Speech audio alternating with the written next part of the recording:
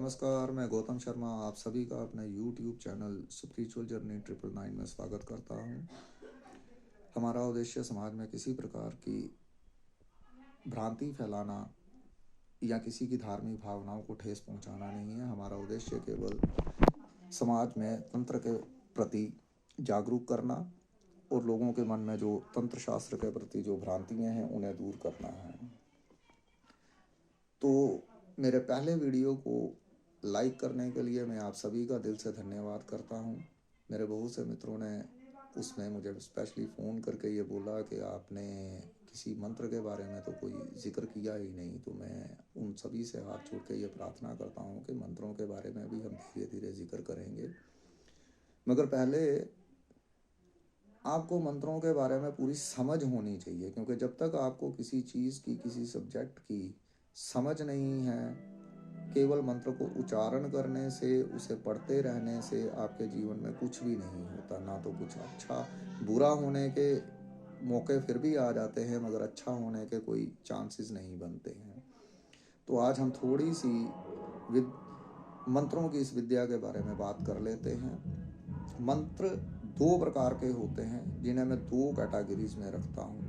दो प्रकार की विद्याएं हैं, एक वैदिक मंत्र हैं, एक शाबरी मंत्र हैं। वैसे तो मंत्रों में बहुत सी प्रकारें हैं, स्त्रीलिंग हैं, पुल्लिंग मंत्र हैं, नपुंसक मंत्र हैं, और उनको जपने के ढंग तरीके अलग अलग हैं, आसन अलग अलग हैं, मुद्राएं अलग अलग हैं, और मारण, मोहन, उचाटन, वशीकरण, विदेशन, इस टाइप की भी बहुत सी विद्याएं हैं। मगर फिलहाल हम इनके दो ही चीज़ों पे बात करेंगे।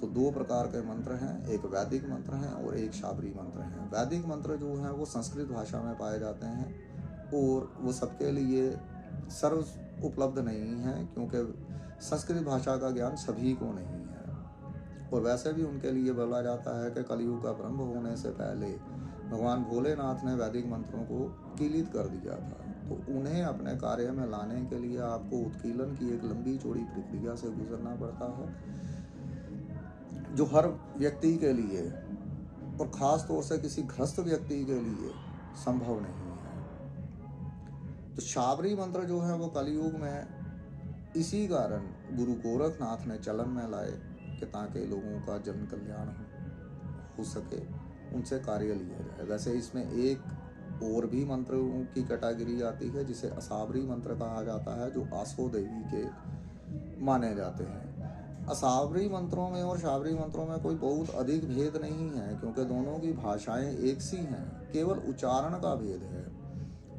असाबरी मंत्रों को संगीतबद्ध ढंग से उच्चारित किया जाता है, जबकि शाबरी मंत्रों को आप साधारण बातचीत की भाषा के ढंग से भी उच्चारित कर सकते हैं। शाबरी मंत्रों को सर्वसिद्ध मंत्र भी कहा जाता है। बहुत से मंत्र और बहुत से काम जो हैं वो शाबरी मंत्रों को आप केवल याद करके भी कर सकते हैं, जिसके लिए आपको सिद्धि प्राप्त करने की आवश्यकता नहीं होती है। मगर कुछ स्पेशल काम हैं, जैसे वशीकरण है, मारण है, मोहन है, उचाटन है, इस टाइप की चीज़ों को बिना सिद्धि प्राप्ति के शाबर मंत्र वहाँ पे काम नहीं करते हैं। तो इनकी सिद्धियाँ कैसे प्राप्त की जाती हैं और वो आपके जीवन में क्या प्रभाव डाल सकती हैं, अच्छा या बुरा, इनके बारे में हम बाद में बात करेंगे। फिलहाल तो इनका आपको मैंने बेस बता दिया है।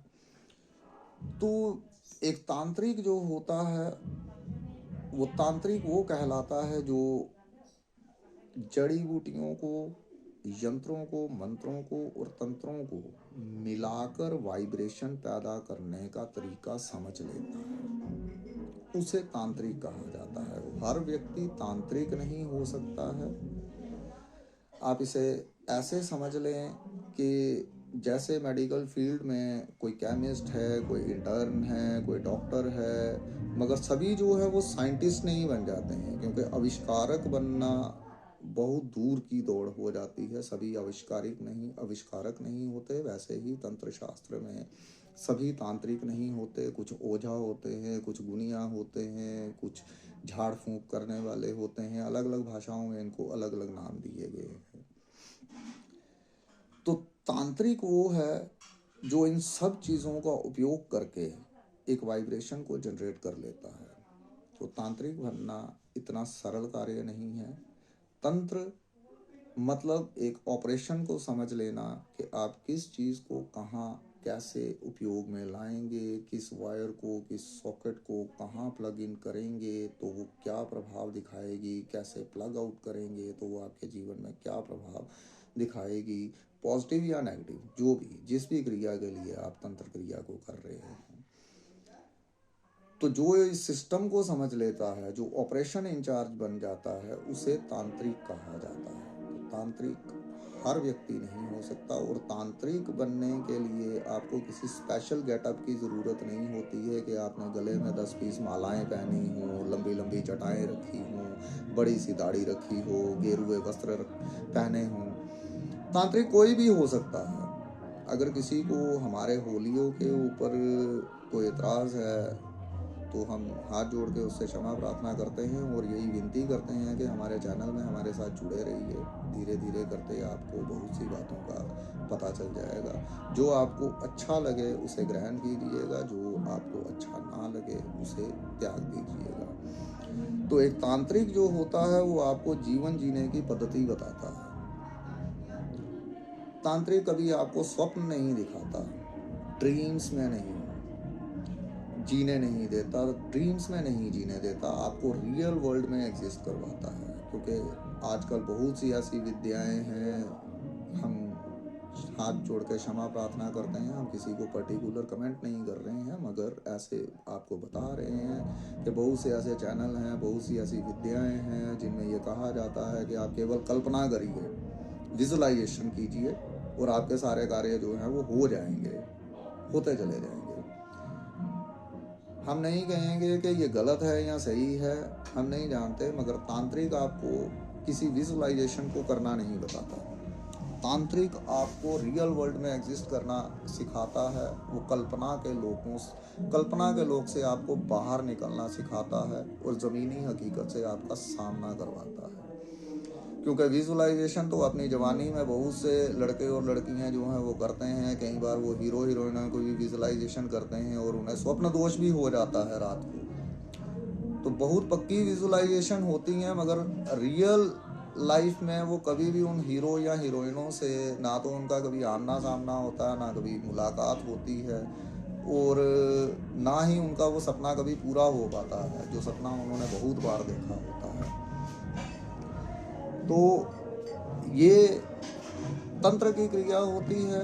तो तंत्र में इन स्वप्नों के बहुत से अलग मतलब होते हैं, जिसमें आपको स्वप्न दोष हो जाते हैं। एक तांत्रिक के लिए उसके बहुत अलग से मतलब है, और आपकी ये विजुअलाइजेशन तांत्रिक के लिए एक हंसी मजाक से अधिक और कुछ नहीं है।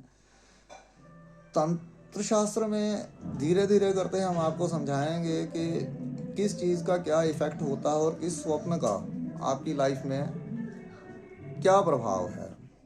तो आज के लिए इतना ही। धन्यवाद।